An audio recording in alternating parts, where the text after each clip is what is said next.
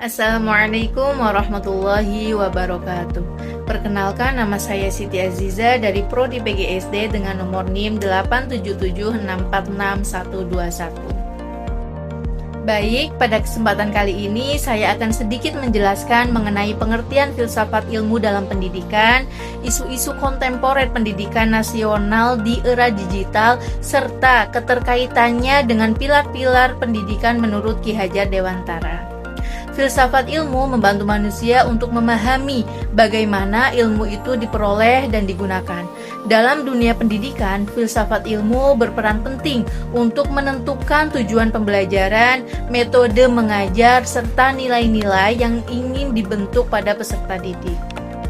Era digital merupakan masa ketika teknologi informasi dan komunikasi berkembang sangat pesat dan mempengaruhi hampir seluruh aspek kehidupan. Salah satunya yaitu pendidikan. Kalau zaman dulu itu proses belajar hanya dilakukan di dalam kelas saja. Tapi sekarang pembelajaran bisa dilakukan kapan saja dan di mana saja, bisa melalui platform digital seperti Google Classroom, Zoom, YouTube, dan aplikasi pembelajaran lainnya. Perkembangan teknologi memberikan banyak sekali manfaat untuk dunia pendidikan. Peserta didik dapat memperoleh informasi dengan cepat, mengakses berbagai sumber belajar, serta mengembangkan keterampilan digital yang dibutuhkan pada abad ke-21. Guru juga dapat memanfaatkan teknologi untuk membantu pembelajaran lebih menarik, interaktif, dan inovatif. Meskipun perkembangan teknologi membawa banyak manfaat bagi dunia pendidikan, namun berbagai tantangan pun masih harus dihadapi. Salah satu masalah yang nyata adalah ketimpangan akses pendidikan digital. Masih banyak daerah terpencil yang memiliki keterbatasan jaringan internet, perangkat pembelajaran, maupun sumber daya manusia yang menguasai teknologi. Kondisi ini menyebabkan kesempatan belajar peserta didik menjadi kurang merata.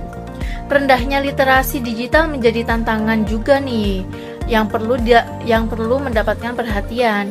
Banyak peserta didik yang mudah mempercayai informasi yang beredar di internet tanpa melakukan verifikasi terlebih dahulu. Akibatnya apa? Mereka rentan terhadap berita palsu, ujaran kebencian, maupun informasi yang menyesatkan.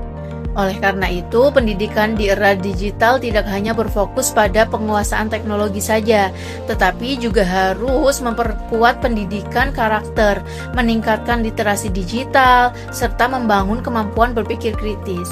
Peran guru, orang tua, dan masyarakat sangat penting dalam membimbing peserta didik agar mampu memanfaatkan teknologi secara bijak, bertanggung jawab, dan sesuai dengan nilai-nilai moral yang berlaku. Dengan demikian, tantangan pendidikan nasional di era digital harus dipandang sebagai peluang untuk melakukan inovasi sekaligus memperkuat karakter peserta didik. Ki Hajar Dewantara merupakan Bapak Pendidikan Nasional Indonesia yang memiliki peran besar dalam perkembangan pendidikan di Indonesia. Beliau berpendapat bahwa pendidikan tidak hanya bertujuan untuk memberikan pengetahuan kepada peserta didik, namun juga untuk membentuk karakter, moral, dan kepribadian yang baik. Menurut Ki Hajar Dewantara, pendidikan harus mampu menuntun segala potensi yang dimiliki anak agar berkembang secara optimal. Setiap anak memiliki bakat dan kemampuan yang berbeda, sehingga tugas pendidik adalah membimbing dan membantu mereka untuk menentukan serta mengembangkan potensi tersebut. Pendidikan harus berpusat pada peserta didik dan memberikan kebebasan untuk belajar sesuai dengan kemampuan dan minatnya. Ki Hajar Dewantara menyatakan 3 prinsip utama pendidikan yang hingga saat ini masih menjadi dasar dalam dunia pendidikan. Ketiga prinsip tersebut menggambarkan bagaimana peran seorang pendidik dalam membimbing peserta didik agar berkembang secara optimal. Prinsip Ingarso Sungtulodo mengajarkan bahwa guru harus menjadi teladan dalam perkataan maupun tindakan. Seorang guru yang disiplin, jujur, dan bertanggung jawab akan memberikan contoh positif yang dapat ditiru oleh peserta didiknya. Prinsip Ing Madyo Mangunkarso menunjukkan bahwa guru tidak hanya mengajar dari depan saja atau dari depan kelas saja, tetapi juga harus terlibat dalam proses belajar peserta didik. Guru berperan membangun semangat, mendorong kreativitas, dan membantu peserta didik menemukan potensi terbaik dalam dirinya. Sementara itu, prinsip Tuturi Handayani menegaskan bahwa pendidikan bertujuan menciptakan peserta didik yang mandiri. Setelah diberikan bimbingan dan arahan, peserta didik perlu diberikan kesempatan untuk berkembang sesuai kemampuannya, sementara guru tetap memberikan dukungan dan motivasi.